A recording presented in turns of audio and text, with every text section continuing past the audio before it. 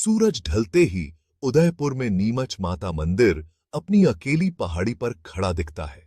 नीचे शहर जगमगा रहा है, पर यहां शाम होते ही सब कुछ बदल जाता है। शांति छा जाती है और एक रहस्य सा महसूस होता है।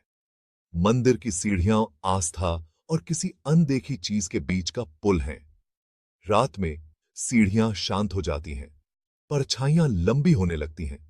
कुछ कहते हैं जैसे ही अंधेरा होता है, आप अकेले नहीं होते चढ़ाई पर। जैसे ही आखिरी रोशनी गायब होती है, पहाड़ी का दूसरा चेहरा सामने आता है, रहस्य और डर का। यहां आस्था और डर साथ साथ चलते हैं। रमेश, जो जिंदगी भर भक्त रहे हैं, 30 साल से हर मंगलवार को ये सीढ़ियां चढ़ते आ रहे हैं। एक शाम जैसे ही अंधेरा गहराया, उनकी दिनचर्या टूट गई। आधे रास्ते में ही हवा ठंडी हो गई, शहर की आवाजें गायब हो गईं। अकेले में उन्हें पीछे से अचानक एक जोरदार धक्का लगा। वह लड़खड़ा गए, मुश्किल से रेलिंग पकड़कर खुद को संभाला। घूमकर देखा तो सीढ़ियां खाली थीं, कोई नहीं दिख रहा था, बस गहराती परछाइयां थीं। धक्के का एहसास बना रहा, उन्हें अंदर तक कंप आ गया। यह सच था, मैं महसूस कर सकता था, पर वहां कुछ भी नहीं था। उस पल डर ने आस्था की जगह ले ली और वह सीढ़ियों से नीचे भागे, कभी पीछे मुड़कर देखने की हिम्मत नहीं की। तब से रमेश सूरज ढलने के बाद सीढ़ियों पर जाने से बचते हैं। वह दूसरों को चेतावनी देते हैं। उन सीढ़ियों पर कुछ ऐसा है जो डिस्टर्ब होना नहीं चाहता। उनकी कहानी भूत की नहीं, बल्कि एक चेतावनी है। भगवान के रास्ते पर दूसरी ताकतें इंतजार कर रही हो सकती हैं। सीढ़ियां सम्मान मांगती हैं और शायद थोड़ा डर भी। रमेश का अनुभव एक डरावनी याद दिलाता है। अकेले आस्था आपको अंधेरे में छुपी चीजों से नहीं बचा सकती। मंदिर का रास्ता पवित्र है, पर हमेशा सुरक्षित नहीं। कुछ शक्तियां उन लोगों की तरफ खींची चली आती हैं जो अकेले चलते हैं। सुरेश सिंह, एक पूर्व सैनिक, रात में मंदिर की रखवाली करते हैं। वह अपनी आंखों पर भरोसा करते हैं, पर उनके कान उन्हें धोखा देते हैं। रात के 2 बजे सीढ़ियों पर कदमों की आवाज गूंजती है, जैसे कोई नंगे पैर दौड़ रहा हो। फिर हंसी आती है, एक औरत की, तेज और ठंडी, अंधेरे से आती हुई। सुरेश को रात की इस भूतिया चीज की आदत हो गई है, पर डर कभी नहीं जाता। मंदिर की पवित्रता सच है, पर उसका भूतिया होना भी। मॉनसून के दौरान मंदिर की सीढ़ियां फिसलने वाली और खतरनाक हो जाती हैं। एक बरसात वाली दोपहर एक परिवार पहाड़ी पर चढ़ा। उनकी छोटी बेटी प्रिया एक चमकीले पीले रेनकोट में आगे चल रही थी। अचानक प्रिया को अपने कोट पर एक तेज खिंचाव महसूस हुआ और वह फिसल गई, लगभग गिरने ही वाली थी। उसी पल उसने अपने बगल में लाल रंग की एक झलक देखी, एक साड़ी। उसके पिता ने उसे ठीक समय पर पकड़ लिया, पर सीढ़ी खाली थी। लाल रंग धुंध में गायब हो गया। किसी ने मुझे खींचा, प्रिया ने कांपते हुए और रोते हुए जोर दिया। उसने मेरा कोट खींचा, वह सिसकी, खाली हवा की ओर इशारा करते हुए। उसके माता पिता ने बारिश को दोष दिया, पर प्रिया का आतंक असली था। परिवार ने अपनी चढ़ाई छोड़ दी, उस मुठभेड़ से डरे हुए। एक और कहानी, एक और चेतावनी। सीढ़ियों पर सिर्फ फिसलन भरे पत्थर ही नहीं है। लाल साड़ी एक ऐसी याद है जो मिटने से इनकार करती है। इस पहाड़ी पर बारिश भी अतीत को धो नहीं सकती। उदयपुर की पुरानी गलियों में एक तांत्रिक मंदिर की सीढ़ियों की कहानियां सुनता है। वह प्रेत ऐसे ही नहीं है, वह बलिदान से बंधी एक आत्मा है। बहुत पहले एक जवान औरत लाल दुल्हन की साड़ी में इन पत्थरों पर चढ़ाई गई थी, एक क्रूर देवता को खुश करने के लिए एक रस्म। उसका आतंक और गुस्सा बने हुए हैं, डर से पलते हुए। ज्यादातर भक्त बिना नुकसान के निकल जाते हैं, आस्था से सुरक्षित। पर जो लोग डर के साथ चढ़ते हैं वे शिकार बन जाते हैं। आत्मा डर को पहचानती है और तभी वह दिखती है। धक्का, हंसी, लाल साड़ी, ये सब आतंक बढ़ाने की उसकी कोशिशें हैं। सीढ़ियां उसका शिकार करने का मैदान है, उसकी पीड़ा हमेशा के लिए है। वह मारना नहीं चाहती, बस समझा जाना चाहती है। उसका दर्द हर डरे हुए दिल में गूंजता है। लाल साड़ी एक छाप है, एक याद जो जीवित लोगों को डराती है। आत्मा की शक्ति उस डर से जुड़ी है जिसे वह पैदा करती है। इन कदमों पर अतीत कभी पूरी तरह नहीं जाता, बलिदान बना रहता है, याद किए जाने की मांग करता है। तांत्रिक चेतावनी देता है। पूर्णिमा की रातों में आत्मा की शक्ति चरम पर होती है। दुनियाओं के बीच का पर्दा पतला होता है और उसकी मौजूदगी साफ दिखती है। इन रातों में वह सबसे मजबूत होती है। खतरा असली है। कहानियां भरी पड़ी हैं उन चढ़ने वालों की जिन्हें अदृश्य हाथों ने पकड़ा, अंधेरे में अपना नाम फुसफुसाते सुना। कुछ उसे देखते हैं, एक औरत खून जैसी लाल साड़ी में, चेहरा छिपा हुआ, चुपचाप देख रही। पूर्णिमा शहर में सुंदर, पहाड़ी पर डरावनी है। कदमों की आवाज तेज होती है, हंसी करीब आती है। मैं अपने दरवाजे बंद कर लेता हूं और मॉनिटर से बचता हूं। पूर्णिमा पर सीढ़ियों से बचें। वह अपने क्षेत्र की रानी है, अपने डर के लिए एक शरीर की तलाश में है। तब चढ़ना अपने आतंक को श्रद्धांजलि देना है। जोखिम असली है, चेतावनी साफ है। इन रातों में अतीत जीवित है और आत्मा का दुख चरम पर है। मंदिर की शक्ति का मुकाबला केवल भूतिया चीज से ही हो सकता है। कुछ रातें अकेले आस्था काफी नहीं होती। नीमच माता मंदिर की सीढ़ियां आस्था और डर का इम्तिहान हैं।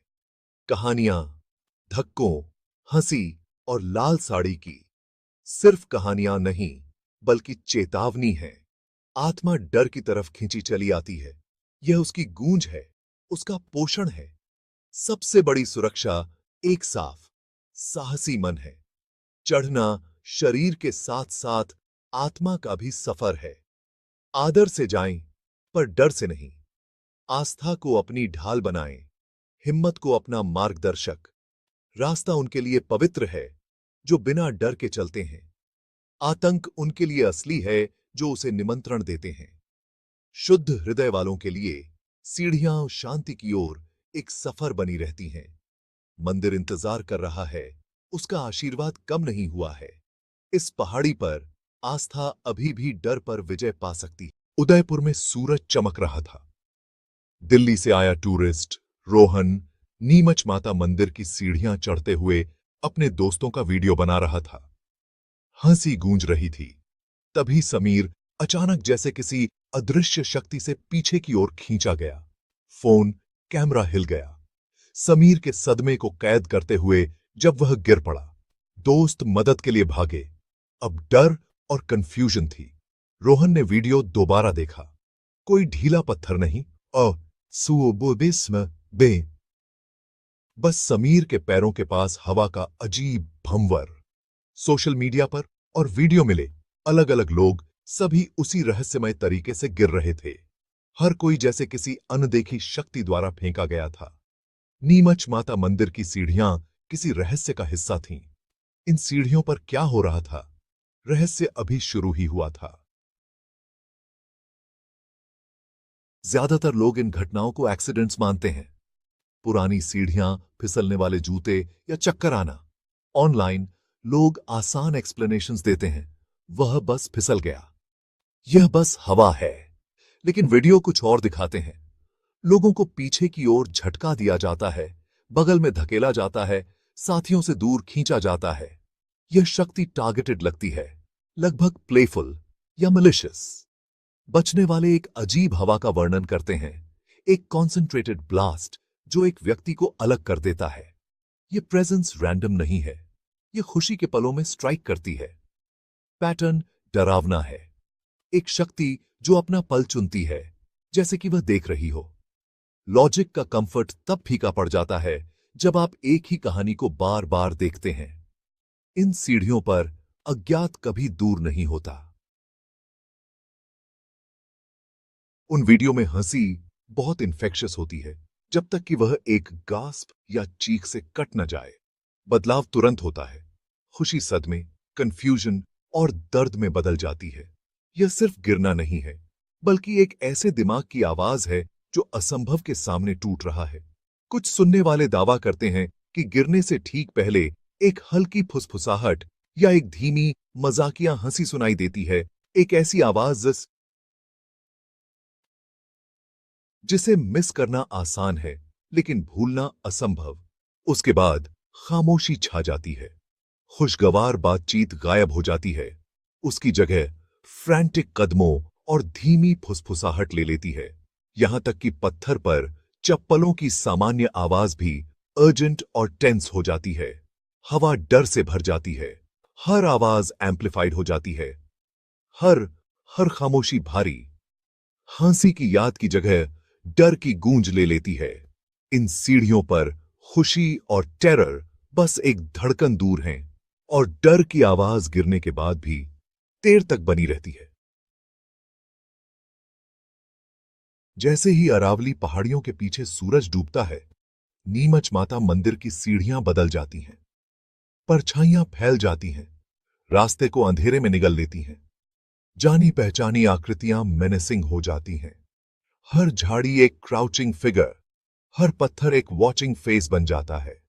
चंचल हवा ठंडी हो जाती है, पेड़ों के जरिए रहस्य फुसफुसाती है। शहर की आवाजें गायब हो जाती हैं, उनकी जगह झिंगुरों की अकेली चहचहाहट और दूर से भौंकने की आवाज ले लेती है। तीर्थयात्री जल्दी करते हैं, इससे पहले कि रात पहाड़ी पर कब्जा कर ले, अपना काम खत्म करने को उत्सुक होते हैं। अकेले छोड़ दिए जाने पर देखे जाने का एहसास भारी हो जाता है। हर टूटी हुई टहनी आपको चौंका देती है, हर कदम मुश्किल लगता है। शाम पुराने डर को जगाती है, एक पवित्र चढ़ाई को ड्रेड की यात्रा में बदल देती है। इन सीढ़ियों पर रात सिर्फ अंधेरा नहीं लाती, यह अज्ञात को जीवंत कर देती है। नीमच माता मंदिर आस्था का स्थान है। तीर्थयात्री उम्मीद के साथ चढ़ते हैं, देवी से आशीर्वाद मांगते हैं। मंदिर एक सैंक्चुरी है, धूप, गेंदे के फूल और मंत्रोच्चार की आवाज से भरा हुआ।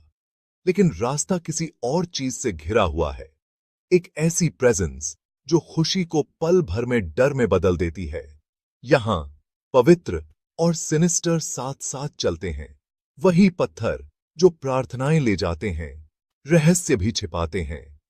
एक शांतिपूर्ण जगह टेरर का स्रोत कैसे हो सकती है? हंसी जो चीखों में बदल जाती है, इस ड्युअलिटी के लिए परफेक्ट मेटाफोर है। इन सीढ़ियों पर लाइट और शैडो एक दूसरे से मिलते हैं, फेथ और फियर एक साथ रहते हैं, जिससे हर चढ़ाई अनप्रिडिक्टेबल हो जाती है। कहानियां कंपेलिंग हैं क्योंकि वे खुले में, भीड़ के बीच, सूरज के नीचे होती हैं। यहां तक कि सबसे पवित्र स्थानों में भी अज्ञात सतह के ठीक नीचे इंतजार कर सकता है। तो आपको क्या करना चाहिए? चढ़ाई से बचना चाहिए या कहानियों को डिसमिस करना चाहिए? स्थानीय लोग एक साधारण चेतावनी देते हैं, हमेशा पीछे देखें। मंदिर पर इतना ध्यान केंद्रित न करें कि आप अपने पीछे का रास्ता भूल जाएं। यह सिर्फ सेफ्टी के बारे में नहीं है, यह इस बात को स्वीकार करने के बारे में है कि क्या पीछा कर सकता है। कुछ कहते हैं कि पीछे देखने से स्पेल टूटता है या अनदेखे को रिस्पेक्ट मिलती है। दूसरों का मानना है कि आपको एक झलक मिल सकती है, एक परछाई, एक फ्लिकर, हवा में एक डिस्टॉर्शन। पीछे देखना अपने डर का सामना करना है। यदि आप उदयपुर जाते हैं और इन सीढ़ियों पर चढ़ते हैं तो आस्था के साथ जाएं, लेकिन कहानियों को याद रखें। जब हवा ठंडी हो जाए या रास्ता शांत हो जाए तो रुकें, सांस लें और पीछे देखें। आप कभी नहीं जानते कि परछाइयों में क्या इंतजार कर रहा हो सकता है। ये कहानियां उन सभी की हैं जिन्होंने इन सीढ़ियों पर चढ़ाई की है। फुसफुसाहट, वीडियो और यादों से एक साथ जोड़ी गई हैं। यह कलेक्शन अभी पूरी नहीं हुई है। हर विजिटर एक नई लेयर जोड़ता है। शायद आपने कुछ अजीब महसूस किया हो, एक ठंडक, एक अचानक डर, एक गाइडिंग टच। कुछ कहते हैं कि प्रेजेंस प्रोटेक्टिव है, तो कुछ कहते हैं कि यह मिस्चीवस है। पीछे सोचें, क्या आपने कोई ऐसी आवाज सुनी जिसे आप पहचान नहीं पाए? या जब आप अकेले थे तो आपको देखे जाने का एहसास हुआ? अपनी कहानी नीचे कमेंट्स में शेयर करें। हर अकाउंट मायने रखता है। साथ मिलकर हम नीमच माता की रहस्यमय सीढ़ियों की सच्चाई अनकवर कर सकते हैं। अपनी आवाज को गूंजने दें और कहानी को जीवित रखें। अगर आपको यह कहानी डरावनी और दिलचस्प लगी हो तो डर की दस्तक चैनल को लाइक करें, सब्सक्राइब करें और बेल आइकन दबाएं ताकि अगली बार जब कोई कहानी दस्तक दे आप सबसे पहले सुने।